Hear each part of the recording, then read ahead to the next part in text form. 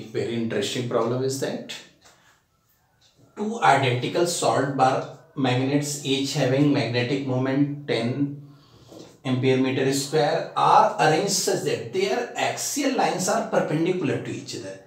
Axial lines are perpendicular to each other and their centers be along the same straight line in a horizontal plane. What they have given?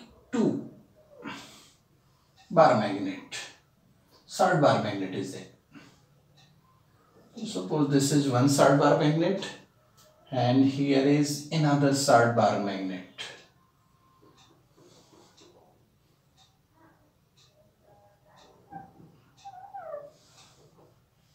They are centers. They are centers lying on a line, horizontal plane. And distance between their centers they have given 0.2 meter. This distance is 0.2 meter. What they want? Resultant magnetic induction at a midpoint. Midpoint. At this point, they want to find the resultant magnetic induction. So see here. Suppose this is one magnet, this is another magnet. Both are perpendicular to each other. Magnetic moment they have given. Suppose this is south and this is north. What happens when we will go for magnetic field induction? So along axis, this is south to north. The magnetic induction will be this direction. This will be the B1, magnetic field induction due to this bar magnet, salt bar magnet. And here also we have taken suppose south and north. So here the direction will be north to south for equatorial. Okay. For equatorial the direction will be along this. This will be the B2. So you can see here the magnetic induction due to 1 and due to 2, they are perpendicular to each other. So what will be the magnitude? Magnitude of B1, if you go, magnitude of B1 mu naught upon 4 pi on axial line, if you go, so that is 2m upon r cube. And at equatorial line by salt magnet, what will be the magnitude? That is mu naught upon 4 pi m upon r cube. Remember, this is 2m upon r cube on axial line, and equatorial line, what happened? Perpendicular line, the magnetic induction mu naught upon 4 pi m upon r cube. And see here, this B1 and B2 perpendicular to each other. So what will be the net magnetic field? The net magnetic field will be what? B1 square plus B2 square. If you solve here, the mu naught upon 4 pi 2m upon r cube square plus mu naught upon 4 pi m upon r cube square. Here mu naught upon 4 pi m upon r cube, mu naught upon 4 pi m upon r cube, this we can take common, mu naught upon 4 pi m upon r cube. So this will come out from the square root. So here 2 square 4 and 1 square 5. Mu naught upon 4 pi, mu naught upon 4 pi, this is 10 raised to minus 7 m. They have given 10 ampere meter square, and r cube. What will be the radius? This is r. Distance. The total distance 2.0. So r is equal to 0.1 meter. Here r cube is 0.1 cube. 0.1 cube means 10 raised to minus 3. So what will be the resultant? The resultant is and square root 5. So what will be the result? Square root 5 into 10 raised to minus 7 minus 3 minus 4 and 10 raised to minus 3. Magnetic field induction due to this perpendicular bar magnet at the midpoint whose midpoints at a line is root 5 into 10 raised to minus 3 Tesla. So here we can see D option is the correct one for this question. Two boys standing at the ends A and B of a ground where AB is equal to A. This is the ground. Two boys, A and B. The point B starts running in a perpendicular direction to AB with velocity v1. See here what they have said. This boy B running perpendicular to them with velocity v1. Suppose this is running in this direction with velocity v1. The boy A starts running simultaneously with speed v. It also running with velocity v, suppose in this direction with velocity v, and catches.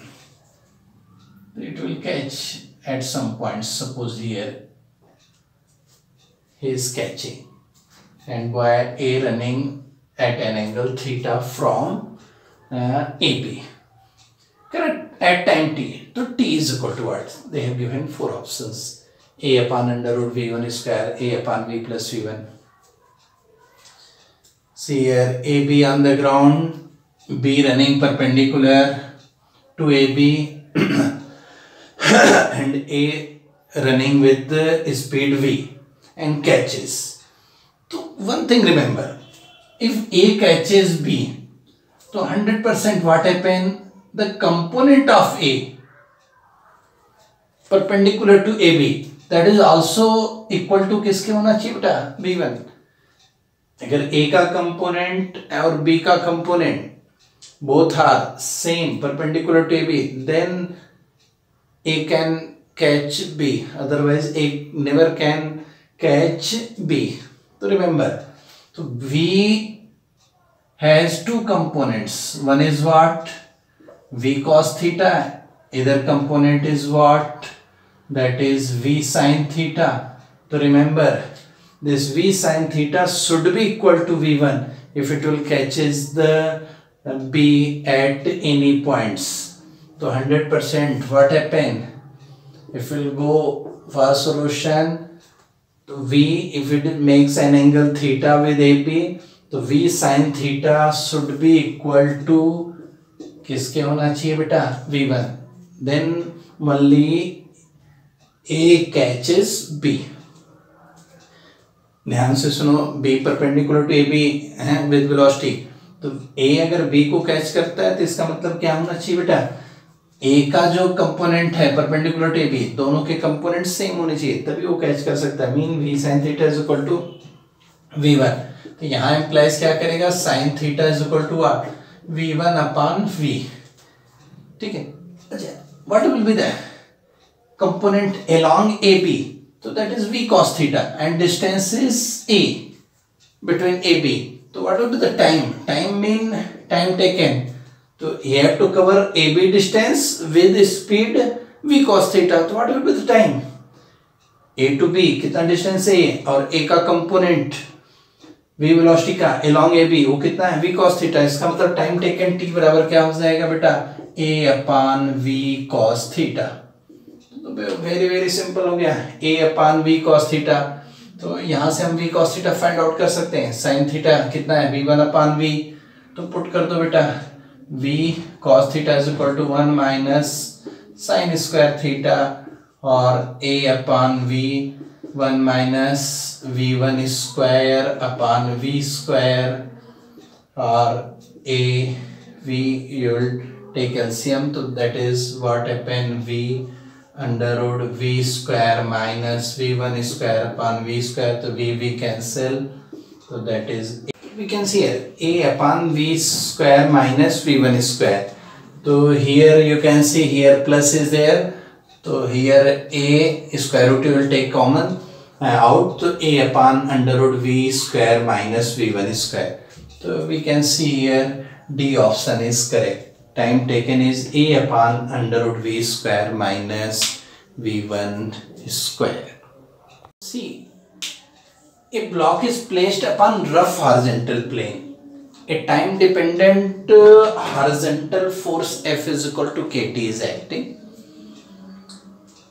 Here K is positive constant. The acceleration time graph. What will be the acceleration time graph? 4 options they have given. Acceleration time graph, this and this. So remember one thing. Rough horizontal plane. It is kept on rough horizontal plane. Mean there is friction force. F is equal to KT. Initially force is acting 0. फिर K, 2K, 3K, K is positive constant. So see here, we know what will be static friction. Static friction is equal to क्या होता है बेटा, net unbalanced force till its limiting static friction. So suppose F is limiting static friction. What happen when F, this variable force F is less than F? What happen? That time acceleration will be 0. When it will be greater than F, okay, till this, when greater than F, it will accelerate. What will be the acceleration? Acceleration means net force F minus kinetic friction upon mass of object. So we can see here F is equal to what? KT minus Fk upon m. So this will be the equation when F is, or this variable force is greater than limiting static friction. After limiting static friction, there will be kinetic friction. Constant kinetic friction will act. Here we can see here, okay, till F less than F, acceleration is 0. So at particular time, till particular time, when T becomes is equal to F becomes F, or you can say T becomes F upon K. What happen? Acceleration is 0, and after that we can see here A is forming linear equation. Here linear equation K upon M T minus Fk upon M. So this will be the linear equation. Our linear equation means it will be a straight line, and A depends upon T because K and M both are positive. So here acceleration is 0, and after that when this greater than 0, F is greater than F, so A becomes a linear form. Okay, so we can say here C option is correct. This is wrong, this also wrong. Okay, here they have given A depends upon T parabolic form, so this is also wrong. So C will be the correct one.